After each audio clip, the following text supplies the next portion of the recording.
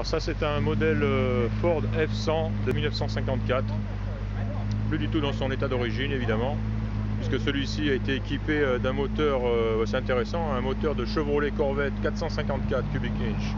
Donc on a un big block Chevrolet dans un châssis Ford F100. Là, on voit ici donc transmission automatique, c'est une TH400. Elle a la direction assistée, la colonne de direction réglable en hauteur, lecteur de CD, la clim et le chauffage. Ça c'est à confirmer parce que la clim je l'ai pas vu, j'ai vu le chauffage. La clim je l'ai pas vu, donc à confirmer. Sinon, tiens il se met à pleuvoir, c'est pas cool. Frein à disque assisté sur les 4 roues. Et ce qui est impressionnant, c'est difficile à voir, mais sous la voiture, c'est le cadre. C'est vraiment une conception moderne. J'ai cru voir l'aluminium, je sais pas, j'ai peut-être dire des bêtises. Je sais pas si on utilise l'aluminium sur des cadres de voitures comme ça. Mais enfin, ça en a l'air en tout cas.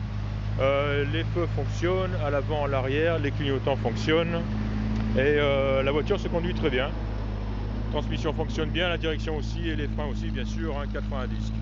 Les feux à l'arrière fonctionnent, le bruit est joli. Et vraiment, avec un 454 à l'intérieur, c'est vraiment un monstre de puissance. Et puis voilà, un joli très très joli bruit. Rien de trop agressif. Ça fait pas un bruit énorme, mais par contre, on sent qu'il y a un gros moteur, ça tourne bien. Hop, je mets à l'intérieur parce qu'il pleut.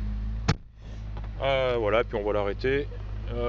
Vite fait, les compteurs ici, donc l'ampèremètre qui fonctionne, la pression d'huile fonctionne et la température d'eau qui fonctionne, on le voit ici. Le bon vieux chauffage ici qui fonctionne aussi. On va pas cuire des merguez dessus, c'est pas très chaud, mais on sent un petit peu d'eau, un petit peu de chaleur. Donc voilà, là on l'arrête, et puis la trappe en dessous.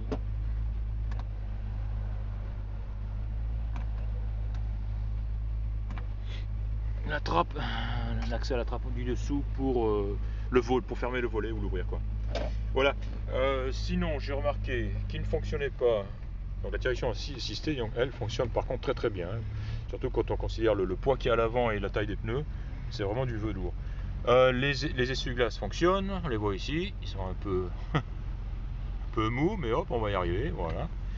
Et donc on l'a vu, les feux fonctionnent.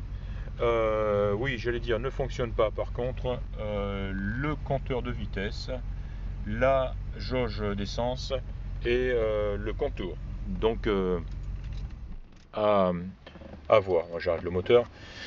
Donc trois choses à revoir. Donc je le répète,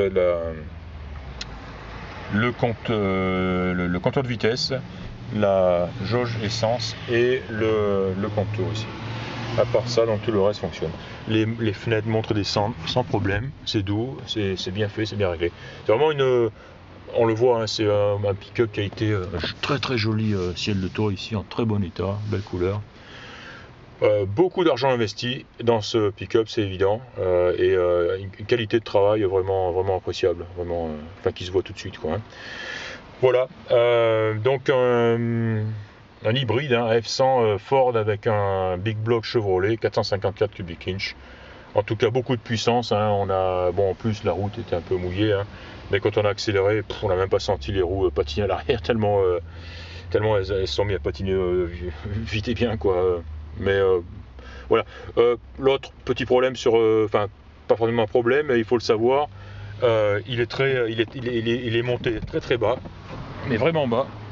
Quand on a fait un essai de conduite, on n'a pas eu de problème, on n'a pas frotté nulle part, mais enfin il faut le savoir quand on prend quand on rentre dans des allées ou des différences de dénivellation, c'est évident que à un moment ou à un autre ça va frotter. On le voit à l'avant, on le voit à l'avant ici, c'est très bas, à l'arrière aussi il y a 12 cm maximum, Voilà, ceci dit, super gueule et très bon état de fonctionnement.